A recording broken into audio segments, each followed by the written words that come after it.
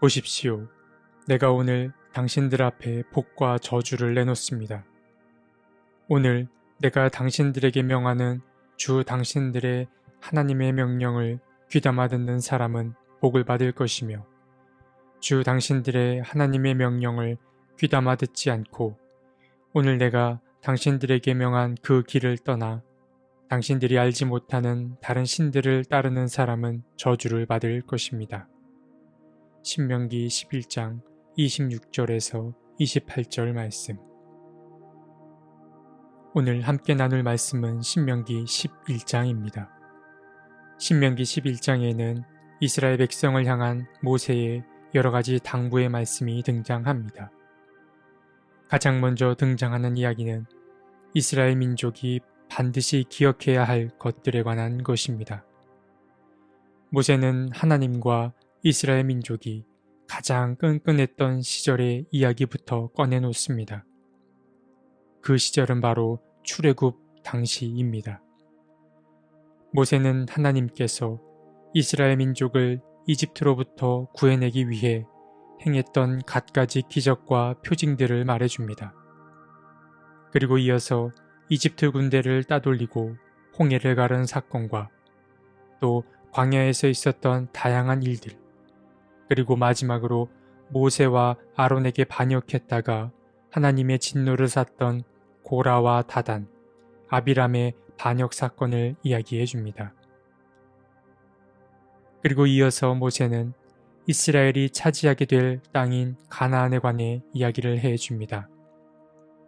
이 땅은 곧 이스라엘의 차지가 될 것인데, 과연 이 약속의 땅은 하나님의 어떤 돌봄을 받는 곳인지 말해 줍니다. 이집트 땅의 경우 밭을 가꿀 때에 씨와 물을 직접 사람이 대야 했지만 가나안은 다르다고 말해 줍니다. 가나안에는 산과 골짜기가 많아서 하늘이 내린 빗물이 저절로 물을 대기에 이스라엘의 수고가 다른 땅들에 비해 훨씬 적을 거라고 이야기해 줍니다. 이처럼 이스라엘 민족이 곧 차지하게 될 땅은 하나님이 몸소 돌보시는 땅이고 늘 하나님의 눈길이 머무는 곳임을 상기시켜 줍니다. 그리고 세 번째로 모세는 어떤 조건과 관련된 이야기를 전합니다. 만일 무엇을 하면 무엇을 주실 것이다 라는 이야기가 바로 그것입니다. 그런데 이 조건에 관한 이야기는 심플하면서도 명확합니다. 하나님을 사랑하고 마음과 정성을 다해 주님을 섬기면 철 따라 비를 내려주셔서 땅이 마르지 않아 굶주림이 없을 거라고 말했습니다. 하지만 반대로 유혹을 받아서 다른 이방신을 섬기게 된다면 주님께서는 진노하셔서 하늘과 땅을 닫아 아무것도 거둘 수 없게 할 것이라고 말했습니다. 그렇기에 이제 이스라엘 민족에게 필요한 것이 무엇인지 더욱 명확해집니다. 그것은 오늘 본문 18절에 등장하는데, 이 말씀은 이미 신명기 6장에 등장한 이야기이기도 합니다. 이스라엘 백성에게 필요한 것은 지금까지 모세가 한 이야기들을 머리와 가슴과 몸에 새기고 또 자신들의 거처인 집의 문설주와 대문에도 새겨서 주님의 말씀을 잊지 않는 것이었습니다. 그래서 주님의 말씀이 후손들에게까지 잘 이어지게 해야 했습니다. 만일 이러한 것들을 잘 이행할 경우 이스라엘 민족은 약속의 땅 가나안에서 하나님의 보호하심 아래 오래오래 살게 될 것이라고 모세는 말하고 있는 것입니다. 모든 사항을 전달한 모세는 26절부터 이스라엘 민족에게 마지막 당부의 메시지를 전합니다. 그런데 이 26절부터 30절까지의 이야기는 신명기 11장에만 국한되기보다는 신명기 전체를 갈무리하는 메시지라고도 볼 수 있습니다. 모세는 말합니다. 보십시오. 내가 오늘 당신들 앞에 복과 저주를 내놓습니다. 오늘 내가 당신들에게 명하는 주 당신들의 하나님의 명령을 귀담아 듣는 사람은 복을 받을 것이며 주 당신들의 하나님의 명령을 귀담아 듣지 않고 오늘 내가 당신들에게 명한 그 길을 떠나 당신들이 알지 못하는 다른 신들을 따르는 사람은 저주를 받을 것입니다. 모세는 신명기 11장에서 전한 모든 이야기를 갈무리합니다.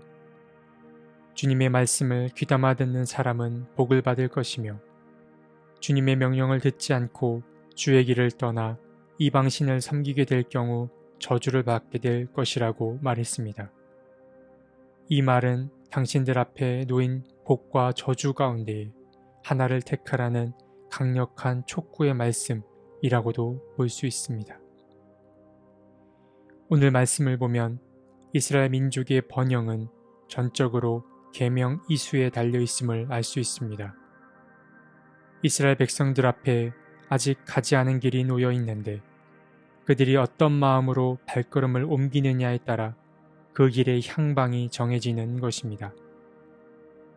사실 우리의 삶도 크게 다르지 않습니다. 우리가 매일 어떤 선택을 하고 어떤 결정을 하느냐에 따라 오늘은 어제와 전혀 다른 하루가 될 수 있습니다. 대부분의 사람들은 실수하고 창피했던 지난 과거에 붙들려 살아갑니다. 주님 앞에, 가족 앞에, 이웃 앞에, 그리고 무엇보다 자기 자신에게 실망했던 과거에 붙들려 사는 경우가 참 많습니다. 그러나 우리가 주님의 긍휼과 자비를 구하는 이유가 무엇이겠습니까? 지난 과거를 잊고 새로 시작할 힘을 얻기 위함이 아니겠습니까? 힘겹던 지난 과거를 잊고 매일매일 새로운 하루를 시작하셨으면 좋겠습니다. 매일 우리 앞에는 새로운 복의 길과 저주의 길이 놓이게 됩니다. 사실 저주라고 하는 것은 어떤 무서운 형벌을 말하는 것이 아니라 주님으로부터 멀어지는 것을 말합니다. 오늘 하루 주님의 말씀을 잘 귀담아 들음으로 복의 길을 걷는 여러분이 되셨으면 좋겠습니다. 하나님, 우리에게 복을 내려 주십시오. 하나님의 말씀을 귀담아 듣고 실천함으로 주님이 주시는 복을 누리게 해 주십시오. 그러나 우리의 힘만으로는 부족합니다. 은총을 내려 주셔서 우리가 복의 길에서 벗어나지 않게 도와 주십시오. 아멘.